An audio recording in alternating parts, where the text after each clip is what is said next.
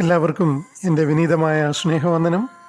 ജ്യോതിർഗമയ എന്ന ഈ ചാനലിലൂടെ എൻ്റെ ജീവിതത്തിലെ ആത്മീയവും ഭൗമികവുമായ ചില തിരിച്ചറിവുകൾ നിങ്ങളുമായി പങ്കുവയ്ക്കാമെന്നാണ് ഞാൻ ആഗ്രഹിക്കുന്നത്.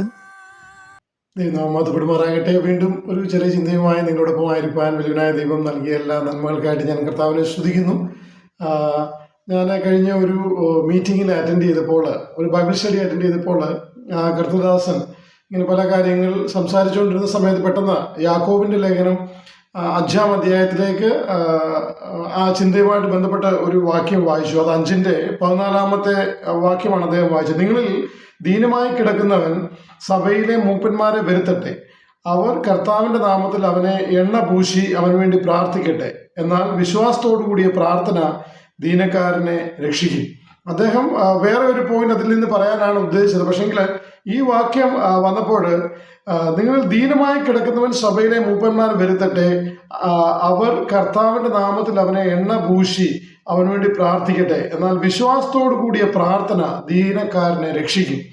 അപ്പോൾ അദ്ദേഹം ഈ വാക്യത്തിൽ നിന്ന് അദ്ദേഹം ഉദ്ദേശിച്ച ഒരു കാര്യം പറഞ്ഞു ബാക്കിയുള്ള കാര്യങ്ങൾ ഞാനിപ്പോൾ ചിന്തയ്ക്കായിട്ട് കൊണ്ടിരുന്നില്ല എന്ന് പറഞ്ഞ് അതങ്ങനെ അങ്ങ് വിട്ടു. കാരണം ആ ഉപദേഷ്ടാവ് ഇങ്ങനെ മൂപ്പന്മാരെ വിളിച്ച്, അല്ലെ പാസ്റ്റർമാരെ വിളിച്ച്, അല്ലെ എണ്ണ പൂശി പ്രാർത്ഥിക്കുന്നതും അല്ലെങ്കിൽ പ്രാർത്ഥിച്ചാൽ വിടുതൽ ലഭിക്കും എന്നുള്ള കാര്യങ്ങളൊന്നും വിശ്വസിക്കുന്ന, അല്ലെ ആ രീതിയിൽ പ്രാക്ടീസ് ചെയ്യുന്ന ഒരു ശുശ്രൂഷകനും അല്ല, ആ സഭയിൽ ഈ സഭയെ അങ്ങനെ പഠിപ്പിക്കുന്ന സഭയുമല്ല.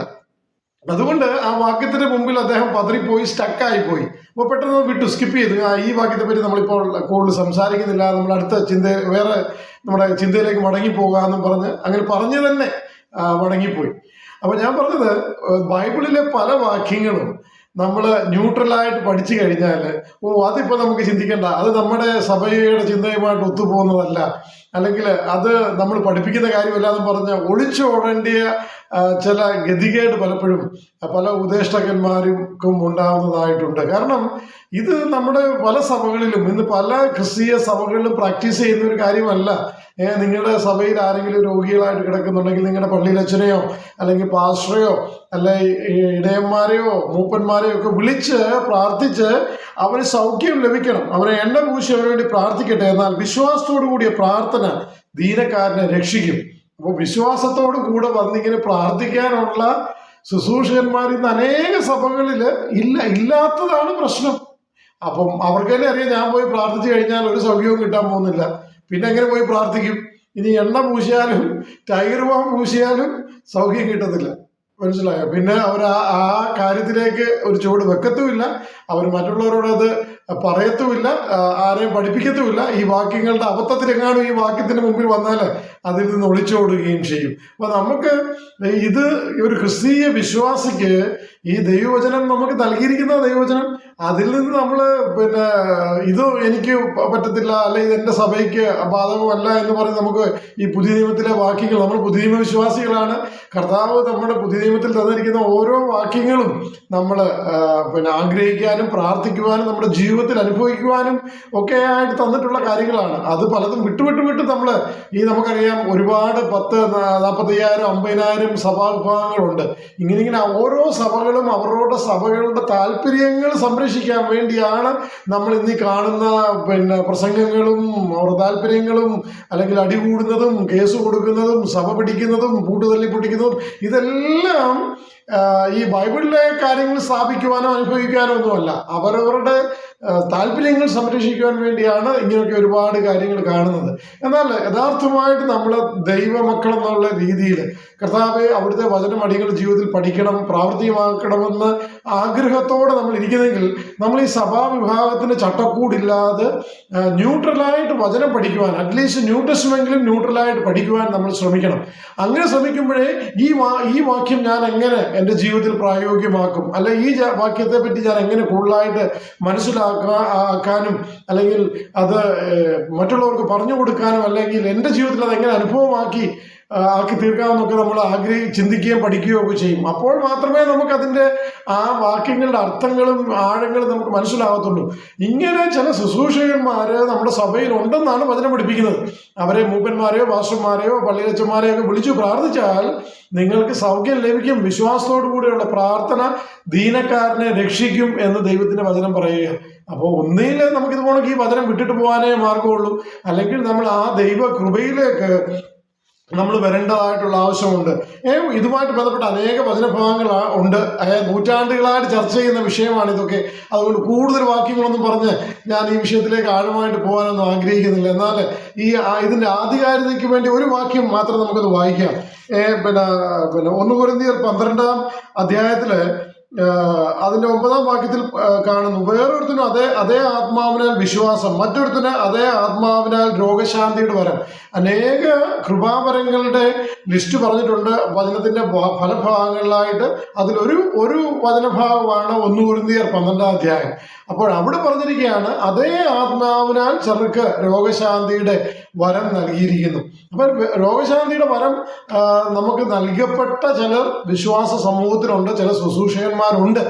അല്ലെങ്കിൽ നമ്മൾ യാക്കോബിന്റെ ലേഖനത്തിൽ കണ്ടത്, നിങ്ങളുടെ സഭയിലെ മൂപ്പന്മാർക്ക് അല്ലെ ശുശ്രൂഷകന്മാർക്ക് അല്ലെങ്കിൽ പാസ്റ്റർമാർക്ക് ഇങ്ങനെയുള്ള അല്ലെ ബിഷപ്പുമാർക്ക്, ഇതൊക്കെ ഓരോരോ വാക്കുകളെന്നേ ഉള്ളൂ, ഇതെല്ലാം ഒരേ വാക്ക് തന്നെയാണ്.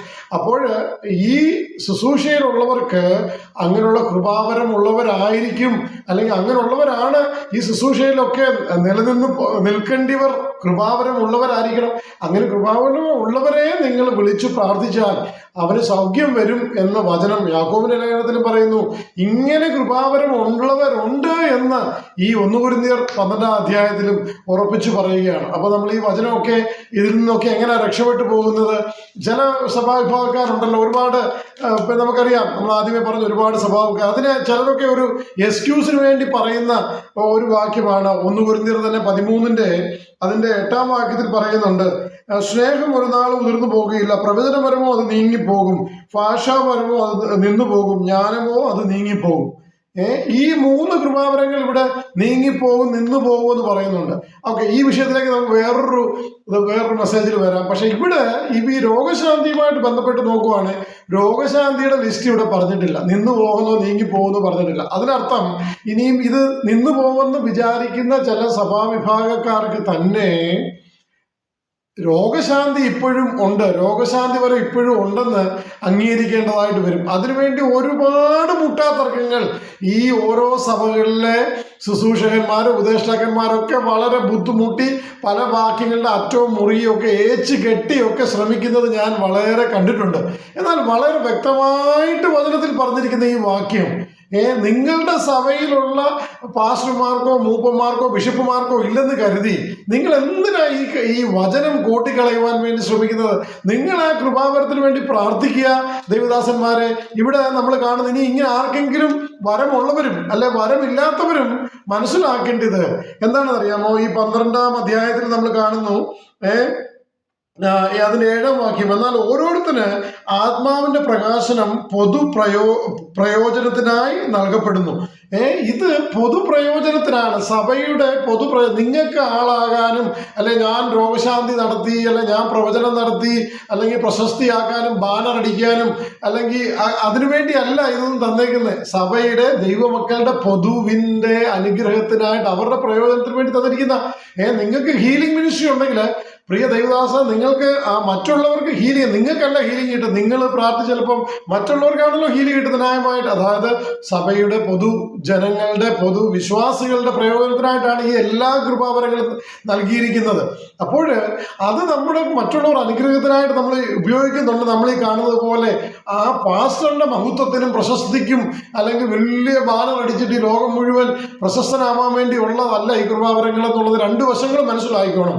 അതോടൊപ്പം തന്നെ ഈ കൃപാവരം ഇല്ല, അല്ല ഇങ്ങനെയുള്ള ഒന്നും ഇപ്പൊ ഇല്ലാന്ന് വിചാരിക്കുന്നവരും വിചാരിക്കണം, പ്രിയ ദൈവമക്കളുടെ അനുഗ്രഹത്തിന് വേണ്ടി നിങ്ങളൊരു ശുശ്രൂഷകനായിട്ടിരിക്കുമ്പോൾ, ഒരു പാസ്റ്ററായിട്ടിരിക്കുമ്പോൾ, പള്ളിയിലച്ചനായിട്ടിരിക്കുമ്പോൾ, ഇടയനായിട്ടിരിക്കുമ്പോൾ, എന്തുമായിക്കോട്ടെ, നിങ്ങൾ സമർപ്പിച്ച് പ്രാർത്ഥിക്കാൻ ഈ ദൈവജനത്തിൽ പറഞ്ഞിരിക്കുന്ന ഈ കൃപാവരം, കർത്താവേ ഞാൻ ശുശ്രൂഷകനായിട്ടിരിക്കുന്നു, അനേക വർഷങ്ങളായിട്ട് ഞാൻ ശുശ്രൂഷകനായിട്ടിരിക്കുന്നു, എൻ്റെ ജീവിതത്തിൽ ഇത് എന്തായി ഞാൻ ഈ ശുശ്രൂഷയിൽ എനിക്കിത് ആവശ്യമുണ്ടെങ്കിൽ ഇത് കർത്താവാണ് കൊടുക്കുന്നത്. കർത്താവേ തിരിഹിതമാണെങ്കിൽ എനിക്ക് നൽകണമേ. അപ്പൊ നമുക്ക് ഒരു കർത്താവാ നൽകുന്നതെങ്കിൽ എന്നും പറഞ്ഞ് വേറൊരു എക്സ്ക്യൂസ് വേണമെങ്കിൽ പറയാം. പക്ഷെങ്കിൽ ഒരു സഭയിൽ ഇപ്പൊ 100 പേരുള്ള ഒരു സഭയിൽ ഒരു കൃപാവരങ്ങളും ഇല്ലാത്ത ശുശ്രൂഷകന്മാർ അങ്ങനെയാണെങ്കിൽ എന്തോ ചെയ്യും? അപ്പൊ ആർക്കെങ്കിലും വേണ്ടേ? ഒരു 100 പേരുള്ള ഒരു സഭയിൽ കർത്താവ് ആർക്കെങ്കിലും ഒരാൾക്ക്, ഒരു ശുശ്രൂഷകന് ഈ ചില കൃപാവരങ്ങൾ കൊടുത്തിരിക്കും. ഇന്ന് നമ്മൾ പല സഭകളിൽ നോക്കുന്നുള്ള ഇങ്ങനെ സ്പെഷ്യലായിട്ട് പ്രത്യേകമായിട്ടുള്ള ഒരു കൃപാവരവും സഭയിലുള്ള ആർക്കും ഇല്ല എന്ന് നമുക്ക് കാണുവാനായിട്ട് കഴിയും.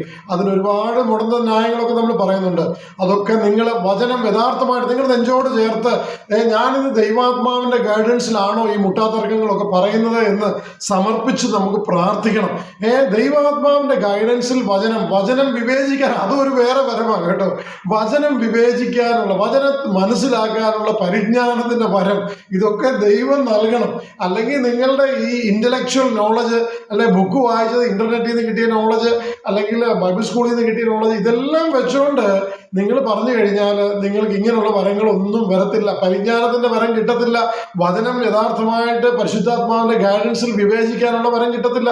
നിങ്ങളുടെ ബുദ്ധി, ശക്തി, അറിവിലൊക്കെ ഇരുന്നാണ് നിങ്ങൾ ഇതെല്ലാം ചെയ്യുന്നത്. നിങ്ങൾ എത്ര വർഷം ശുശ്രൂഷയിലായിക്കോട്ടെ. ഞാനൊരു എളിയ ദാസനാണ്, പക്ഷേ ദൈവ ആത്മാവ് എനിക്ക് നൽകിയ വെളിച്ചം ആണ് ഞാൻ പറയുന്നത്. ഇതോടൊപ്പം ചേർത്ത് ഞാൻ ഒരു കാര്യം കൂടെ പറഞ്ഞ് അവസാനിപ്പിക്കാം. അപ്പോൾ ഈ ആദ്യം പറഞ്ഞ ഈ മെസ്സേജ് ഒക്കെ കഴിഞ്ഞ് ചില ദിവസങ്ങൾ കഴിഞ്ഞപ്പോൾ ഈ സഭയിലെ തന്നെ ചില മൂപ്പന്മാരും 1-2 ഡീക്കൻസും ഞാനും ഒക്കെ ഉള്ള ഒരു സംസാരത്തിനിടയ്ക്ക് ഈ രോഗശാന്തി വരവൊക്കെ നിന്നുപോയി എന്ന് പ്രസംഗിക്കുന്ന സഭയിലെ ഒരു മൂപ്പൻ പറയുകയാണ്, ഞങ്ങളോടായിട്ടൊക്കെ പറയും, നിങ്ങളൊക്കെ ഒരു പക്ഷെങ്കിൽ രോഗശാന്തി വരവുണ്ടെന്ന് വിശ്വസിക്കുന്നവരായിരിക്കത്തില്ല, പക്ഷെ ഞാൻ വിശ്വസിക്കും.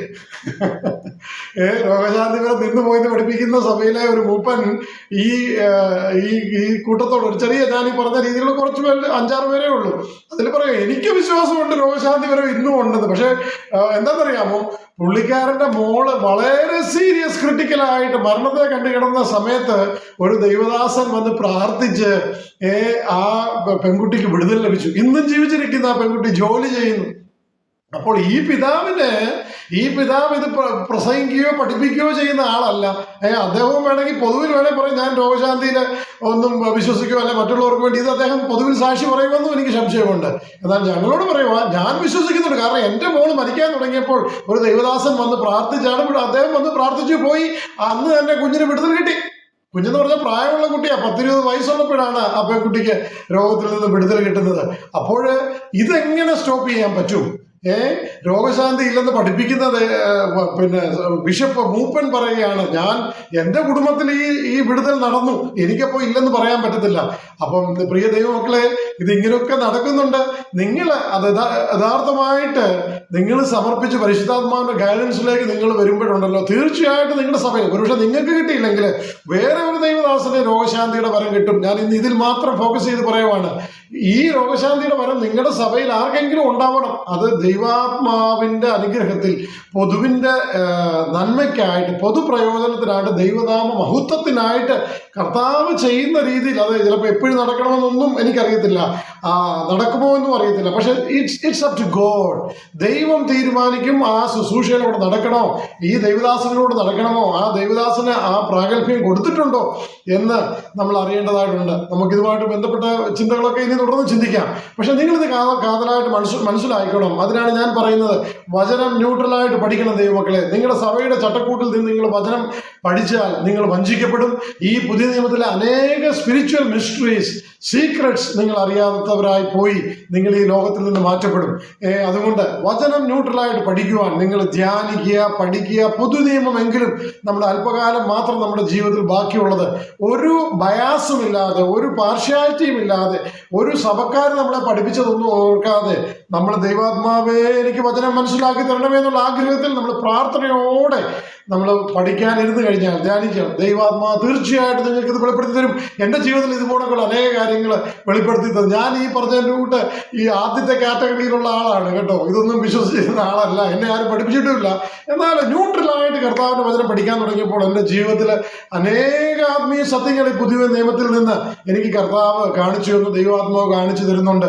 അതുകൊണ്ടാണ് ഞാനിത് പബ്ലിക്കായിട്ട് പറയുന്നതും. എൻ്റെ ജീവിതം അവസാനിക്കുന്നതിന് മുമ്പ് എനിക്ക് ദൈവാത്മാവ് നൽകിയ ചില കാര്യങ്ങൾ പറഞ്ഞു പോകാന്നേ ഉള്ളൂ. നിങ്ങൾക്കത് എടുക്കാം, തള്ളാം, എന്നെ പരിഹസിക്കാം, അതിനകത്തൊന്നും ഒരു വിഷയമില്ല. പക്ഷെ എനിക്ക് ദൈവാത്മാവ് നൽകിയ ചില വെളിച്ചങ്ങൾ, എൻലൈറ്റൻമെന്റ് നിങ്ങൾക്കും പങ്കുവെച്ച് കടന്നു പോകാൻ ഞാൻ ആഗ്രഹിക്കുന്നു. ഈ ചിന്ത നിങ്ങളുടെ ജീവിതത്തിനും ഒരു ആത്മീയ ഉണർവിന്, ആത്മീയ അനുഗ്രഹത്തിന്, ഒരു ദൈവാത്മാവെ എനിക്കും ചില കൃപാവരങ്ങൾ, പരിശുദ്ധാത്മാവിന്റെ ഫലവും കൃപാവരങ്ങളും ഒക്കെ നൽകണമേ എന്നുള്ള ആഗ്രഹത്തിലേക്ക് വളരുവാൻ തക്കവണ്ണം വലിയവനായ ദൈവം നിങ്ങളെ സഹായിക്കട്ടെ എന്നുള്ള പ്രാർത്ഥനയോടും ആഗ്രഹത്തോടും ഞാൻ എൻ്റെ വാക്കുകൾ അവസാനിപ്പിക്കുന്നു. കർത്താവിന്റെ പേര് നാമം മാത്രം വാഴ്ത്തപ്പെടുമാറാകട്ടെ.